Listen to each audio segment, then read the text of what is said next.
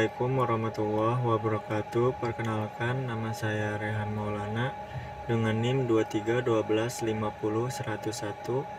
Di sini saya akan menjelaskan tentang evaluasi perencanaan pendidikan. Pengertian evaluasi pendidikan.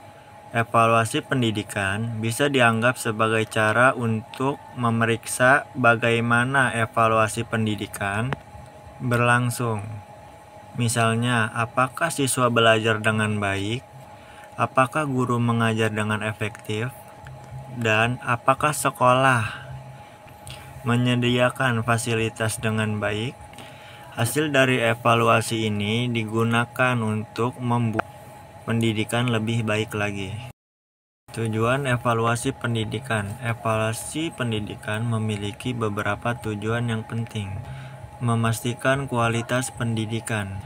Dengan evaluasi, kita bisa melihat apakah pendidikan yang diberikan sudah cukup baik atau belum. Mendeteksi masalah. Evaluasi membantu menemukan masalah-masalah yang ada di sekolah atau dalam proses belajar mengajar. Meningkatkan kebijakan pendidikan. Setelah masalah teridentifikasi, pemerintah atau pihak sekolah bisa membuat kebijakan baru untuk memperbaiki pendidikan. Mengukur efektivitas program. Beberapa program seperti pemberian beasiswa atau bantuan untuk siswa miskin bisa dievaluasi untuk melihat apakah program tersebut berjalan dengan baik dan efektif. Adapun jenis-jenis evaluasi pendidikan. Di Indonesia, ada beberapa jenis evaluasi pendidikan yang bisa dilakukan, yaitu evaluasi kurikulum. Menilai apakah evaluasi kurikulum sudah sesuai dengan kebutuhan siswa dan perkembangan zaman. Evaluasi pembelajaran. Mengukur seberapa baik guru mengajar dan seberapa baik siswa memahami pembelajaran. Dan evaluasi infrastruktur pendidikan. Melihat apakah fasilitas di sekolah seperti gedung, perpustakaan, dan laboratorium sudah memadai untuk mendukung proses pembelajaran. Dan yang terakhir ada evaluasi program pemerintah. Mengukur keberhasilan program-program pendidikan seperti Kartu Indonesia Pintar KIP atau Program Indonesia Pintar PIP. Adapun tantangan evaluasi pendidikan di Indonesia. Evaluasi pendidikan di Indonesia tidak selalu berjalan dengan mudah. Ada beberapa tantangan yang harus dihadapi, antara lain yaitu perbedaan kualitas antar daerah. Ada kesenjangan besar antara sekolah di perkotaan dan perdesaan. Sekolah di kota besar biasanya lebih maju dibandingkan sekolah di perdesaan, terutama dalam fasilitas dan kualitas guru. Adapun kurangnya data yang valid. Di beberapa daerah sulit untuk mendapatkan data yang akurat tentang kondisi pendidikan. Ini juga bisa menyulitkan proses evaluasi. Dan selanjutnya, jumlah guru yang kurang memadai. Di beberapa daerah, terutama daerah terpencil, masih kekurangan guru yang berkualitas. Hal ini juga mempengaruhi evaluasi karena sulit mengukur kualitas pembelajaran jika gurunya kurang cukup dan tidak kompeten. Ada juga distribusi anggaran yang tidak merata. Sebagian besar anggaran pendidikan mungkin terserap di kota-kota besar. Sementara sekolah-sekolah di daerah terpencil seringkali tidak mendapatkan sumber daya yang cukup. Adapun solusi untuk meningkatkan evaluasi pendidikan. Ada beberapa solusi untuk meningkatkan evaluasi pendidikan di Indonesia. Yang pertama yaitu memperbaiki sistem pengumpulan data. Pemerintah perlu meningkatkan teknologi dan cara pengumpulan data agar informasi yang diperoleh akurat. Hal ini akan memudahkan evaluasi dan perbaikan kebijakan. Dan yang kedua, peningkatan pelatihan guru. Guru-guru perlu mendapatkan pelatihan yang lebih agar mereka bisa membantu meningkatkan kualitas pendidikan dan menjalankan evaluasi di sekolah masing-masing. Ada juga yang ketiga, pemerataan anggaran pendidikan. Pemerintah perlu juga memperhatikan anggaran pendidikan didistribusikan secara merata ke seluruh daerah sehingga tidak ada lagi sekolah-sekolah yang kekurangan fasilitasnya. Dan yang terakhir yaitu meningkatkan partisipasi semua pihak. Evaluasi pendidikan tidak hanya tanggung jawab pemerintah, tetapi juga memerlukan partisipasi masyarakat, orang tua, dan pihak sekolah itu sendiri. Semua pihak harus bekerja sama sehingga proses pendidikan dapat berjalan dengan baik. Pun prinsip-prinsip dalam perencanaan. Perencanaan yang efektif akan terlaksanakan apabila setiap anggota di dalam sebuah organisasi memiliki kesadaran yang tinggi tentang pentingnya perencanaan dalam membangun masa depan. Ada 3 sikap yang menjadi prinsip metal setiap anggota individu organisasi dalam membangun perencanaan yang efektif, yaitu 1. Tanggung jawab. Di dalam pengertian yang mempunyai sebuah tanggung jawab untuk menuliskan masa depan yang diinginkan dan langkah-langkah yang akan ditempuh untuk mewujudkannya. Yang kedua, integritas merupakan salah satu kemampuan yang dimiliki oleh seseorang untuk mewujudkan yang telah direncanakannya. Integritas menurut kewajiban bahwa kitalah yang berkewajiban untuk mewujudkan apa yang telah kita rencanakan. 3. Kesadaran diri. Dalam pengertian adanya kesadaran bahwa kita sendirilah yang menjadi penentu masa depan kita. Dan adapun manfaat perencanaan. Manfaat perencanaan dalam manajemen pendidikan, standar pelaksanaan dan pengawasan. Perencanaan sebagai fungsi awal manajemen tentunya memiliki pengaruh pada fungsi manajemen lainnya, yaitu pengorganisasian, pergerakan, dan pengawasan. Jika perencanaan dilakukan dengan tidak baik, maka fungsi manajemen yang lainnya juga tidak akan berjalan sesuai dengan harapan atau tujuan awal yang telah ditetapkan.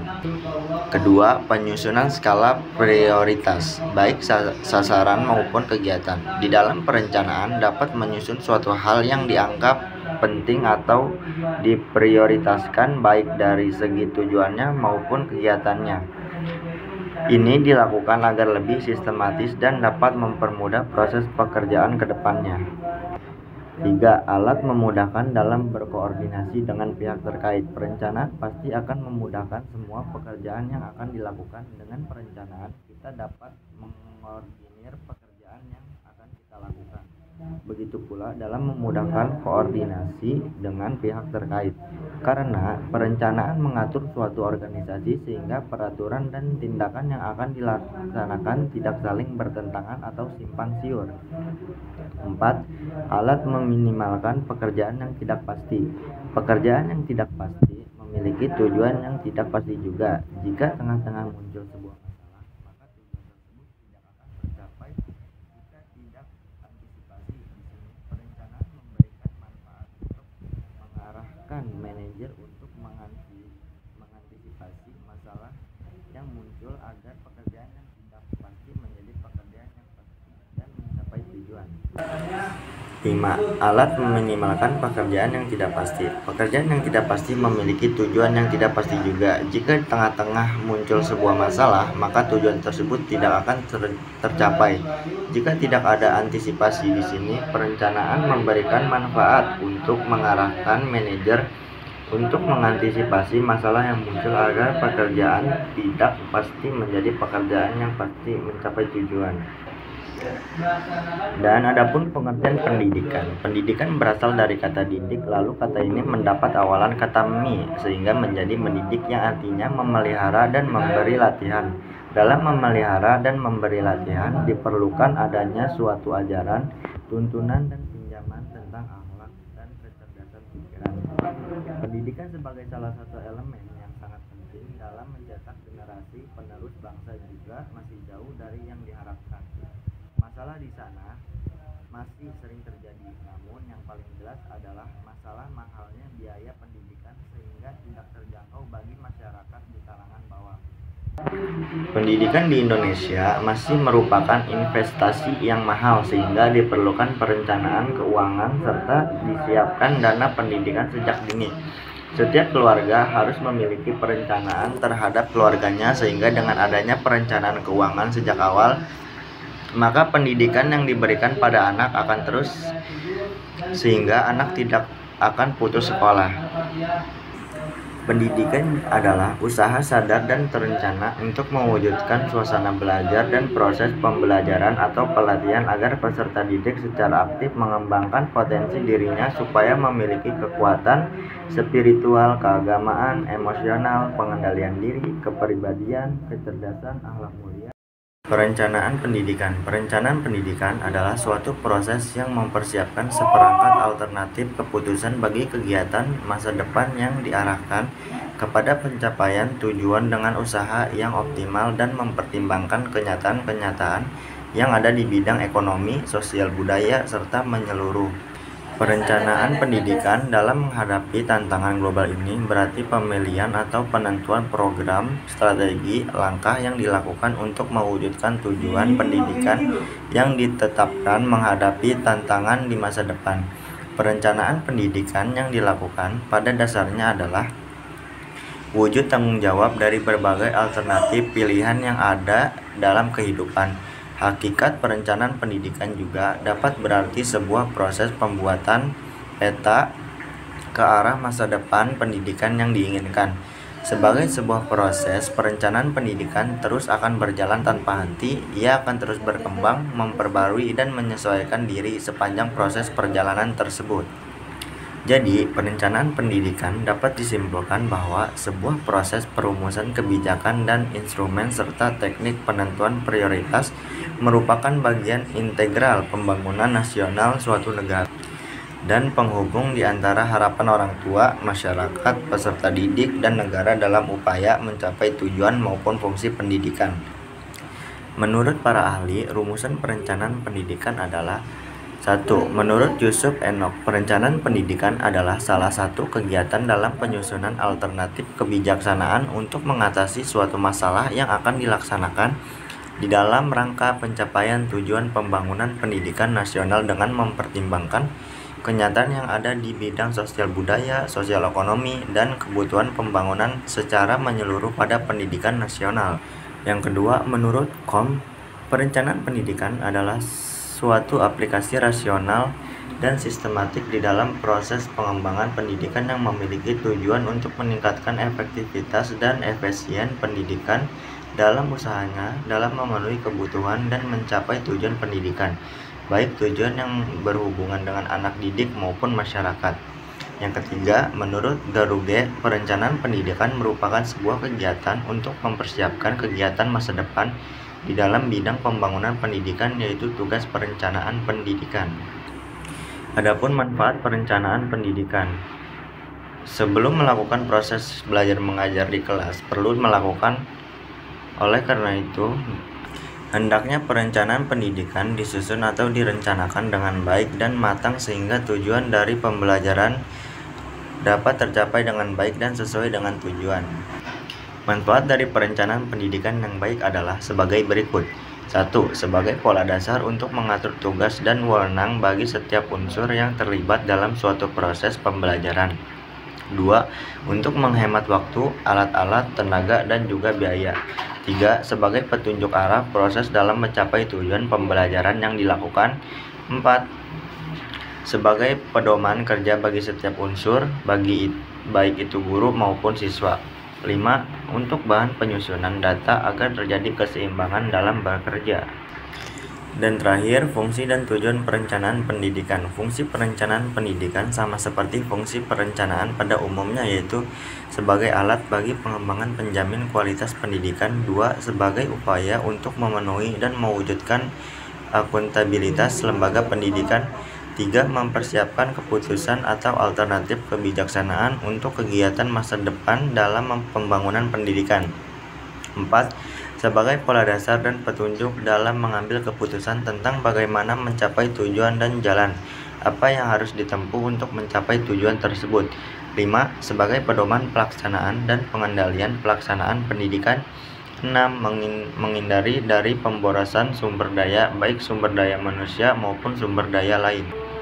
Tujuan perencanaan pendidikan adalah sebagai berikut. 1. Memberikan gambaran yang menyeluruh mengenai kegiatan pekerjaan, menarasikan dan memadukan beberapa sub kegiatan, mendeteksi hambatan kesulitan yang bakal ditemui, mengarahkan pada pencapaian tujuan, mengetahui siapa saja yang terlibat pada struktur organisasinya, baik kualifikasinya maupun kuantitasnya. 6. Mendapatkan kegiatan yang sistematis termasuk biaya dan kualitas pekerjaan. 7. Meminimalkan kegiatan-kegiatan yang tidak produktif dan menghemat biaya, tenaga, dan waktu. 8. Standar pengawasan, yaitu mencocokkan pelaksanaan dengan perencanaannya dan mengetahui kapan pelaksanaan dan selesainya suatu kegiatan. Mungkin cukup sekian yang dapat saya sampaikan. Kurang dan lebihnya mohon dimaafkan. Wassalamualaikum warahmatullahi wabarakatuh.